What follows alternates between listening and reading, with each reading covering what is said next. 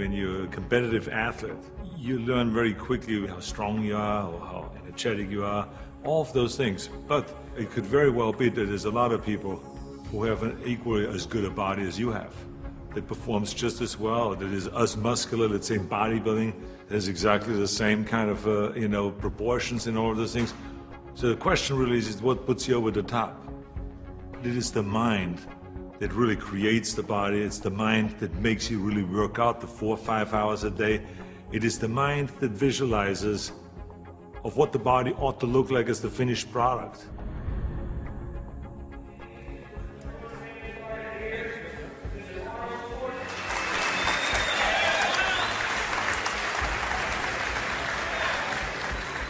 Hello everybody. For the last 2 years, I've been doing exhibitions like this all over California in various institutions and prisons and hospitals and so on. And I've been having a great time, and it's a very satisfying thing for me to do, to spend one day every month to come to one of those places and to help the guys with their training and so on. When I used to do seminars on how to become a champion, I would always ask people, why do you want to be a champion? Or what do you want to accomplish? Why are you training? And they will, if a guy will get up and he will say, well, I want to train because I think that if I get muscular and I feel like I'm getting the kind of definition, then I maybe can enter a bodybuilding competition. I said, sit down. I said, if you think this way, you're going to be a loser. You're never going to make it because there's no maybe. You got to get up and say, I want to be a champion. And I do whatever it takes. The amount of hours it takes, the posing, the this, the that, the visualization, looking at training footage, looking at motivational books, reading this, reading, whatever it takes, I would do. That's the answer I want to hear from you. You can detect right away those that are going to be shaky and that will fall behind and they will not go all the way, and those that are very hungry. And that hunger you have to develop because you have to create a goal for yourself, whatever that may be, a short-term goal and a long-term goal, and you got to go after that. And if you do not see it, and if you do not believe it, who else will? The body is very important, but the mind is more important than the body. We have to visualize what that body ought to look like in order to make it win, because that's what creates then the will that you need to go to the gym every day. The will that makes you go into the 4 steps, the will that makes you go beyond when you do your 500-pound reps in the squats and you can't do another rep and your body is shaking. It's the will that makes you go one more time down and struggle up one more time. And so it's all of this, so the mental aspect that motivates you and that makes the difference between you being in the gym full of joy and looking forward to doing that extra rep and looking forward to doing those extra 100 reps in the sit-ups and working past the pain barriers. That all is the mind. That's not the body. So this is why I think the body is very important, but the mind is more important than the body. So you got to go to the gym and feel like every rep that you do is getting you one step closer to that goal, to make that vision that you have turn into reality. And that's why when you look at pumping iron, for instance, you can see that we always had great joy in the gymnasium. And people always were saying, why would you laugh and have a good time? You're working at 5 hours. Well, we did because I knew that every workout, every 5 hours, would get me closer to becoming the Mr. Olympia or the Mr. Universe or the Mr. World and all those things. And I think that if you think that along the way you're not going to fail, then you're blind. Because there's no one that I've ever met, no matter how successful they are, that haven't said that they had their failures along the way.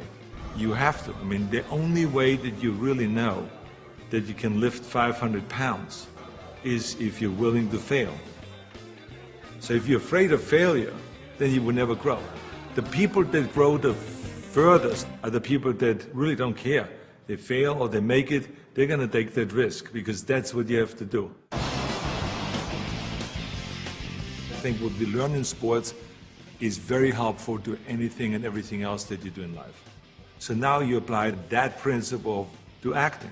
And you say, well, wait a minute, I put 5 hours in every day in working out, I did my posing 1 hour a day, I did my stretching and this and that, and all of those kind of things. So now let me apply the same thing to my acting career. Let's go to acting class every day. Let's go and work on the accent, the same amount of time, with the same will, and let's visualize what am I shooting for? Okay, I want to be another Clint Eastwood. I want to be another John Wayne. I want to be another Kirk Douglas, all those great heroes that I admired as a kid. So that's what I'm going after. And that same principle works, even though there's so many people around that say, no, you will never make it because you have an accent, you know, your body is too big, and your name Schwarzenegger or whatever, you know, who can pronounce that? But you know. It doesn't matter if anyone else knows and if anyone else believes in it, but you know. And that you know that that principle of visualizing yourself as a star will work, and all you have to do now is go towards that vision. I've retired from bodybuilding in 1975, and I signed a series of Conan movies. Here I was, big studio behind you, budget $20 million, of course, which was in those days is an equivalent of today, $150 million. I was going to Australia to be a judge at the Mr. Olympia competition. But then all of a sudden, I thought, you know, I should compete.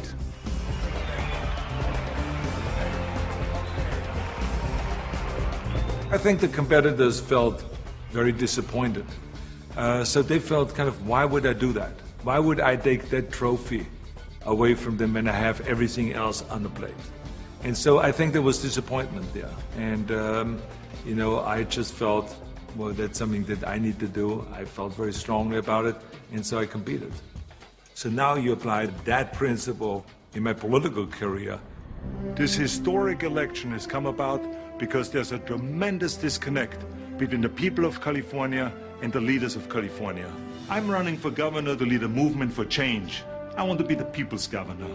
I will work honestly, without fear or favor, to do what is right for all Californians. Join Arnold and let's bring California back. People see me as a big action hero on a screen, and they expect the same kind of bigger-than-life action in reality. That's why in my political career, people always say to me, well, but this is politically risky to go and start, for instance, talking about prison reform. People don't want to go and even talk about that. So I say, well, I said, yeah, maybe it's politically risky, but in the meantime, we have 172,000 prisoners in facilities that are built for 100,000, and something is going to break, and something is going to happen. I want to fix it. I feel very strong that I can bring people together. I feel very strong that I could unite Democrats and Republicans, you know, all of those things. And I knew exactly what needed to be done to turn the economy around, to bring jobs back, to bring businesses back, to reform, you know, workers' compensation, and to do all of those things. I knew there's certain things that we have to do to turn the economy around and to make people in California feel like that this is, in fact, a golden state. And true enough, after I have announced, and after I ran, and after I won, you know, all of the things that I've planned became a reality. I always use bodybuilding as an example for a lot of things that I do. If it is talking about the budget, if it's talking about the environment, if it's talking about prison reform, somehow I always get in my experience of what I've learned in bodybuilding and then somehow tie it in of what I'm doing today. I have learned a tremendous amount, and every day still is a learning experience.